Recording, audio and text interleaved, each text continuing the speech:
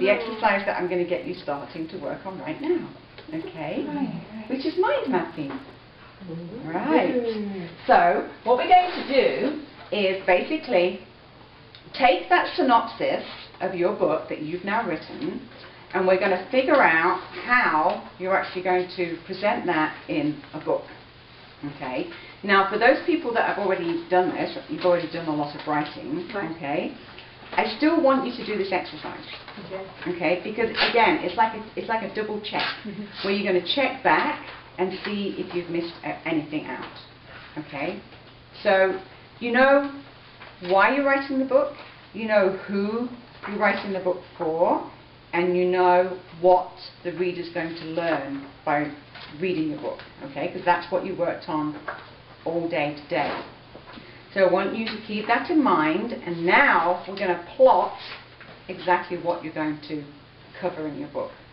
Now, one of my favorite people who had the quote on the front of my book, Ray Bradbury, he has a fabulous quote, which I use all the time, which is, "A really great writer is one who's able to throw up and then clean up." Okay? And that's Ray Bradbury. He said that quote. And it's so true. It's so true. June, did you have something to add? Oh, well, yeah, he also said, if you don't write every day, the poisons will accumulate and you'll die. That's great. So, and it's very true. It's all about, you know, what we were saying before about writing from your heart and getting everything out there. Now, unless you get it all out onto a piece of paper or onto several pieces of paper, then you're not really doing justice to your book. So that's why I'm saying, both for June and for Cookie, even though you're really progressed with your books, I still want you to do this exercise. So just, you know, that will give you the information for the next time you do a reprint of your book. That's the nice thing about print on demand as well, that you can do that. And the thing is with June's book is she's done what I really recommend all people to do, and I'm going to talk about this tomorrow.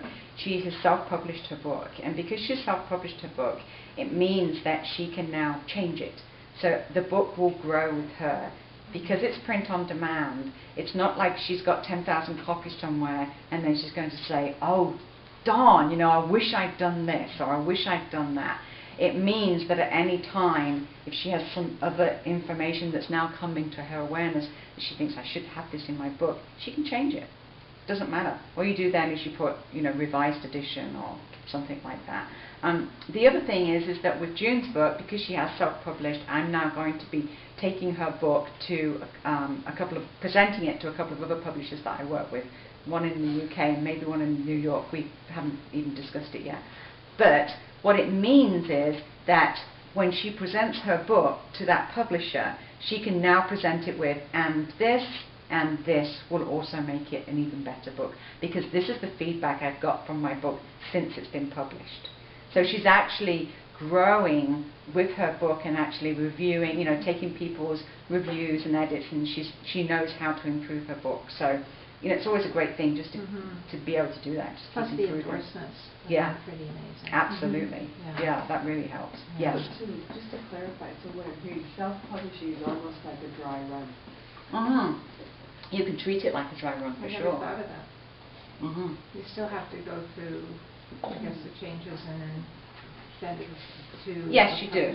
But it's not like having, you know, printing 10,000 of your book, copies of your book, and then say, you know, I wish I'd done this. So we're going to talk more about publishing tomorrow and all the options that are available to you. But I just wanted to bring that to your awareness now, because I didn't want you to think, oh, this is not an exercise worth me doing. I think it really is worth you both doing the exercise. Okay, so what I want you to do when you do this exercise is I want you to throw up. I want you to throw up every single idea that you have about your book. I don't want you to think about it. I don't want you to second guess it. I just want you to throw up the ideas. And then what I want to see happening is that as you throw those ideas out, that other things come to mind. Okay? Has everybody done mind mapping before? No. Okay, Never. so I'll give you a demonstration.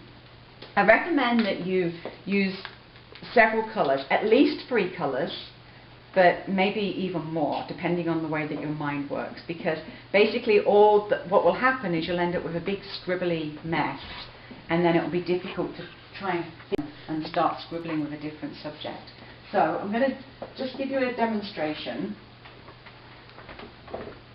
Okay, so this is me trying to remember what it was like when I first started work on my book. So I'm just going to demonstrate this in terms of this is how I did it for my project, because that's always the easiest way to learn. Okay, so I am talking about a 7-year journey around the world. Okay, so I have 7 years around the world now.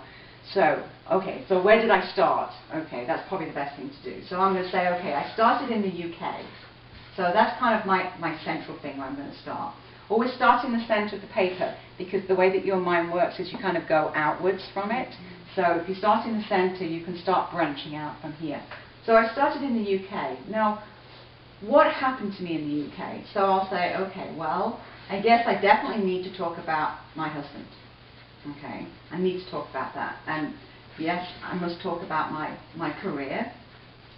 And I must, actually, whilst I'm talking about my career, I must mention that, you know, all the material things that and that I was a success.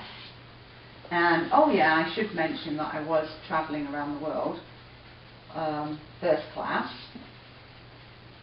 What else? Career. I should mention that I was really unhappy, but I couldn't figure out why. And then, I definitely got to include like what I call my epiphany. And that was because I met, my best friend came back, and he was telling me about his journeys, and and then Daisy, I fell in love with him, and that really caused a big problem here. I love Daisy. So what happened after that? Right, so after that, well, of course, that then comes into all that stuff about, you know, leaving my husband, and then, because I forgot to mention, of course, that Graham, this guy here, actually he was, he'd been backpacking for 2 years, and he came back and he decided he was going to sail around the world. That's what he said. And I said, that sounds like a really great idea. So, which meant that I needed to leave my husband, and also meant that I'd have to leave the career, and also mean I'd have to leave all the material success behind, and I'd have to leave behind all my first class travel, and of course, what are all the things that happen as a result of that, you know? You know, what happens as a result of doing all these things? You know, I've got to talk about, I have to talk about this subject. You know, I have to talk about leaving my husband in my book. And I have to talk about, you know, the material success, and, you know, how do I feel about leaving that, you know, and you know, the importance of money, etc. Anyway, so these are all the things I need to talk about and remember to do that. But now let's go on. Where does my book go to next? Well, the next thing I do is I leave the UK and I go to South Africa. Now, when I was in South Africa, what happened to me? Well, I experienced all these different cultures, and I understood about, you know, how to now live on a budget, because, you know, before I was, you know, I had lots of material success, so I'm learning to live a different lifestyle, okay? And of course, now I'm not living in a big house, I'm living on a boat. And what does that mean? You know, all the things that come about this kind of lifestyle, living on a boat, you know, things like, you know, having a galley instead of a big kitchen, and learning to eat in a different way, and, you know, all the things that are connected with that. So, you know, I'm going to let my mind keep going mad. And if you go off on one direction, just keep going there, because then you can always come back to the center again. But just let your mind just keep going. Right, that you learn to make sake. Yeah, exactly. I made great sake. I was really good. I never knew how to make rice wine before. Sake? Yeah.